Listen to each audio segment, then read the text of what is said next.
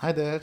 I want to give a quick demo of PyCodeGym, which is a Python data structure and algo tutor, which is built using PartyRock.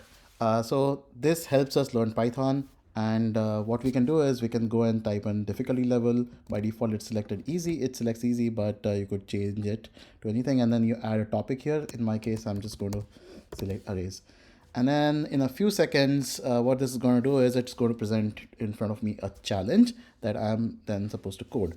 So in this case, it asks me an easy problem to create an array of 10 random integers from between 1 and 100 and print out this array, print out the smallest and largest values of the array. Right. So this is the place where I'm supposed to write the code.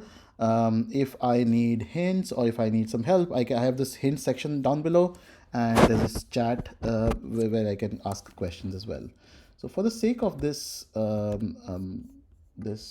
exercise, I've already written code, which I can paste here. And then you can see that as soon as I put the code, the chat assistant, then asks me that hey, if I need any help, I can ask it, several things, like for example, what is the function to compute random integers? In this case, I'm done. So I'll just tell it that, ask it, how did I do? And it tells me how it would do the solution. It gives me an ideal solution, and it tells me the key points.